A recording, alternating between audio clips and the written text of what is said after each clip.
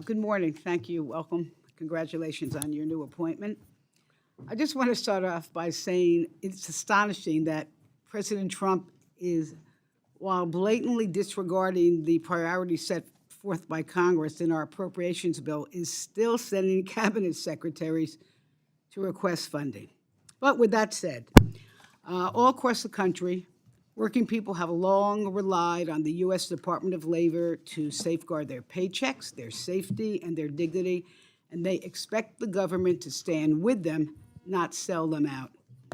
But under Donald Trump, with Elon Musk wielding his chainsaw through the lives of dedicated public servants and hardworking Americans through his DOGE efficiency group, we're witnessing the deliberate dismantling of one of the most critical lifelines for the American workers, and that's the Department of Labor. And especially egregious at this very moment, the Trump administration, through your department, is orchestrating targeted attacks on the fundamental right to fair treatment in the workplace with the ridiculous excuse that diversity, equity, and inclusion initiatives are woke, whatever that even means, no clue.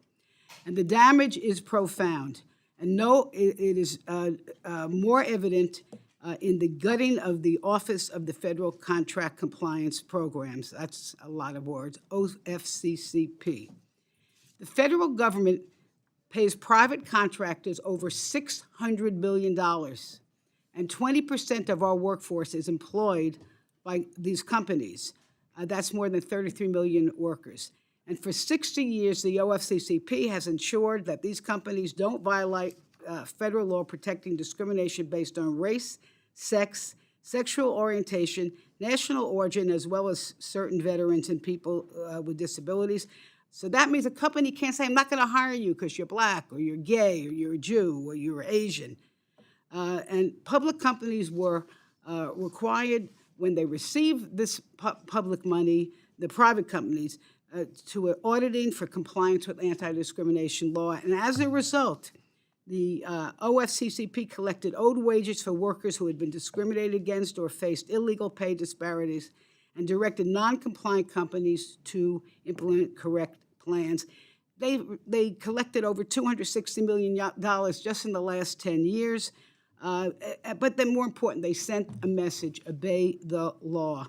With one stroke of the pen, Donald Trump ordered OFCCP to cease its essential functions, and it also now is threatening the nonprofits, the businesses, with investigations if they are investing in fairness and inclusion. Sends a message to companies: you're receiving federal money, go ahead, discriminate, we have your back. So I have a question. In the past several years, under Biden, Lincoln was compelled to pay $1.8 million to over 600 women for discriminatory pay practices. Google paid $3.8 million to more than 5,500 women and Asian applicants due to hiring and pay discrimination. Cisco Systems agreed to $4.75 million settlement after the audit revealed that women, Black, and Latino employees were paid less than their white male counterparts in similar roles. Intel Corporation settled for $5 million following allegations of systematic pay discrimination against female, African American, and Hispanic employees.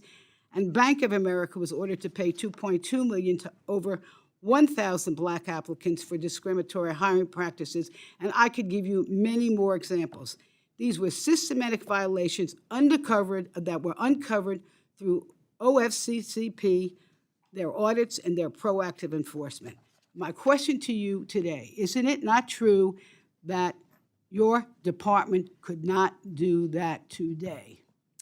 That is not true. We are ensuring that OFCCP fulfills its statutory requirements, and no discrimination will be tolerated under this nation's laws. That I will fully enforce. I'm not familiar with all those individual cases that you mentioned. I know that you're trying to lay out a plan, but I'm telling you, under the Department of Labor, we will fulfill our statutory requirements under the OFCCP. What I suggest is that, and with all due respect, because you didn't sign this executive order, but I suggest you read that executive order, because that executive order would not allow the Department of Labor to take any of these actions against any of these companies. And just to sum it up, Under Donald Trump, the Department of Law, Department of Labor, I should say the Department of Unlawfulness, no longer protects workers from civil rights violations. It's now, in my opinion, in the business of aiding and abetting discrimination by businesses that receive